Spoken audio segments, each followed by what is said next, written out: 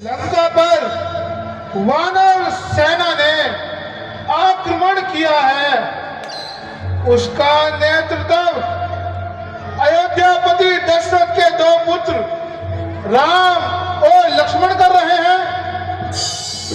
हाँ कुंभकर्ण, आज राक्षस जाति पर संकट के बादल छाए हुए हैं, इसीलिए तुम्हें असमय नींद से जगाया गया है। आज राक्षस जाति की लाज तुम्हारे हाथों में है।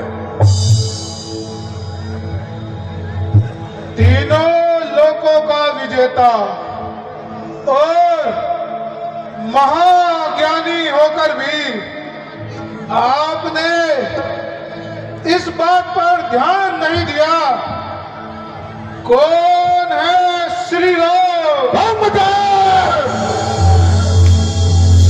शत्रु को श्री लगाकर संबोधित मत करो। भ्राता श्री, आंखें बंद कर लेने से सूर्य का प्रकाश कम नहीं हो जाता। उसी प्रकार जो तीनों लोकों के स्वामी हैं और नारायण के अवतार हैं, उन्हें तो श्री लगाकर ही संबोधित करना पड़ेगा। भ्राता श्री, क्या आप वह बात भूल गए जो देव ऋषि नारद ने मुझे कही थी? भगवान विष्णु ने राक्षसों के समूल विनाश के लिए अयोध्यापति दशरथ के घर जन्म लिया है। फिर भी आप देवी सीता का हरण कर लाए। साक्षात जगदम्बा का हरण कर लाए। कुंभकर्ण, ये समय शास्त्र सुनाने का नहीं है। एक गुरु या आचार्य की भांति उपदेश देना बंद करो और जाओ महलों में जाकर विश्राम करो। भ्राता श्री, जो मैंने कहा वह मेरा कर्तव्य भी था, अधिकार भी। शूर्पणखा मेरी भी तो बहन है। यदि उस समय मुझे जगाया होता तो मैं आपको बताता प्रतिशोध कैसे लिया जाता है। कुंभकर्ण, हर बात अपने समय में ठीक लगती है। मान लिया मैंने भ्रम से नारायण को नहीं पहचाना। मान लिया मैंने अपने अहंकार में किसी का परामर्श नहीं सुना, परंतु इन सब बातों से इतिहास नहीं बदल जाएगा। इस समय तुम्हारा कर्म क्या है यह निश्चित करो। तुम हमें शास्त्र सुना रहे हो। शास्त्रों में तो यह भी लिखा है कि अगर भाई ने कोई पाप कर्म किया है उस समय भी भाई का साथ नहीं छोड़ना चाहिए।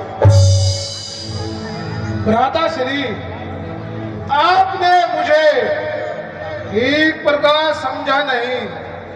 ये मैंने जो कहा वह एक सच्चे हितैषी होने के नाते कहा। इस समय मुझे क्या करना है उसमें ना मेरे कर्तव्य पथ पर कोई अंधकार है, ना मुझे कोई शंका है। अब आप युद्ध की चिंता भूल जाइए। मैं कुंभकर्ण आपको वचन देता हूं, आज सूर्यास्त होने से पहले उन दोनों वनवासियों के सिर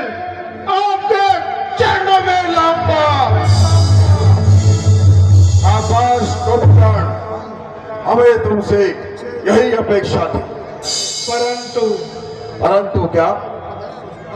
परंतु नारद जी की बात सत्य निकली और वह नारायण के अवतार हैं। तब भी भैया मैं पीठ नहीं दिखाऊंगा। अपने भाई की आन, बान, शान के खातिर वहीं मर जाऊंगा। यह मेरा वचन है भैया, वचन। कौमगण, मृत्यु की बात ही मन में क्यों लाते हो? मैं सेना नायक को आदेश देता हूं कि वे तुम्हारे साथ जाने के लिए चतुरंगिणी सेना तैयार करें। नहीं भैया, मैं युद्ध में अकेला ही जाऊंगा। मेरे हाथ में केवल भगवान शिव का खड़ग होगा और उनकी आधी सेना को अपना ग्रास बनाऊंगा और आधी सेना को अपने पैरों तले कुचल जाऊंगा। बहुत अच्छी बात है भैया, एक प्रार्थना थी। कहो कौमगण। भैया, यदि मैं इस युद्ध में मारा गया तो समझ लेना उन्हें जीतना असंभव है।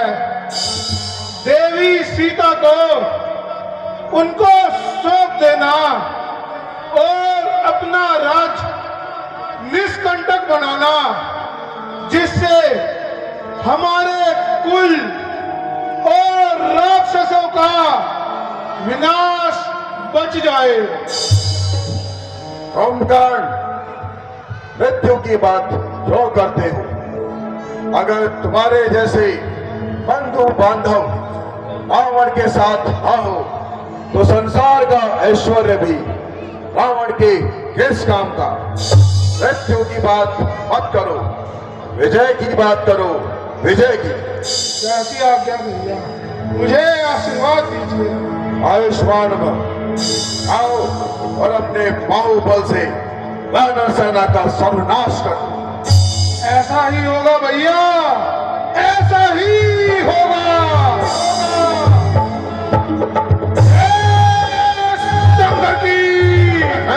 शंकर की